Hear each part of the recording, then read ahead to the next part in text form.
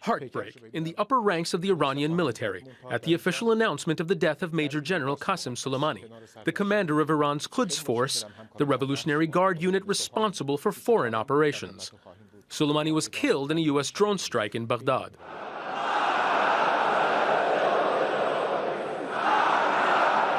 And anger at Friday prayers in the Iranian capital for the assassination of a man who led the charge against ISIL in Iraq and Syria, and whose death seems likely to lead to more conflict.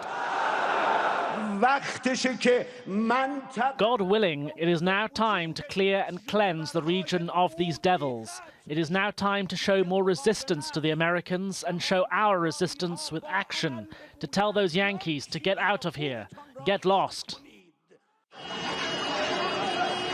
In the early hours of Friday morning, shortly after arriving at Baghdad International Airport, U.S. missiles killed Soleimani and his close ally, Abu Mahdi al-Muhandis, the deputy head of the Iranian-backed Iraqi militia, Hashd al-Shabi.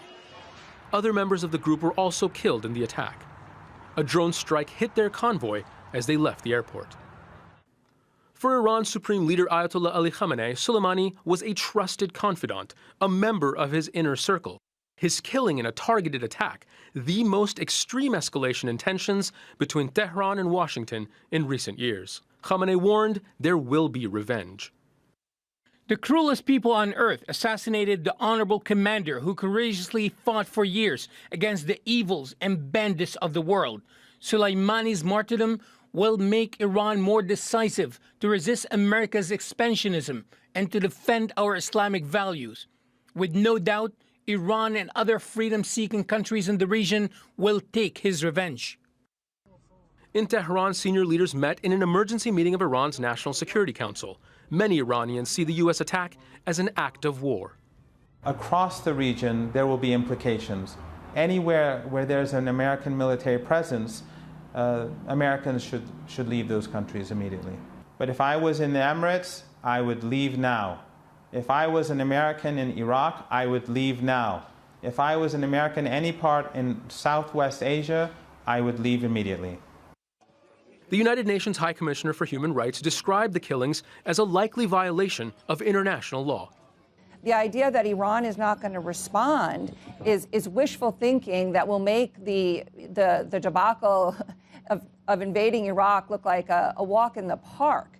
I do not think that President Trump really understands what he's gotten the United States into going up against Iran. I would argue that going to war with Iran will be the most significant adversary that the United States has encountered since World War II. U.S. Secretary of State Mike Pompeo tweeted a video showing Iraqis celebrating the attack, while Soleimani enjoyed widespread support for leading the charge to displace ISIL from Iraqi strongholds. Some Iraqis blame Iran for instability and interference in their country, and Soleimani directly for the deaths of more than 500 Iraqis in violent anti-government protests, which began in October. Feared by his enemies, inside Iran, Soleimani has for years been one of the most popular national figures in the country. The international face of Iranian resistance to American pressure, he remained largely untouched by the waning popularity in recent years of the country's government over economic issues.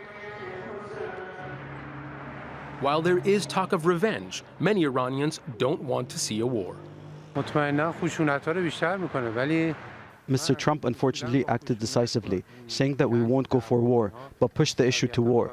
The leaders must exercise restraint so that the tension in the region wouldn't increase further, because this can have very serious consequences for the countries in the region. It will definitely increase violence, but I fundamentally disagree with violence and conflict.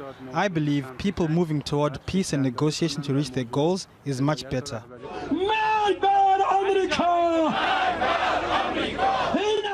Iranians looked on Soleimani as someone who could protect them. Cut down at the height of his popularity by a U.S. strike, his death marks the lowest point in Iran-U.S. relations in decades. Zain Basravi, Al Jazeera.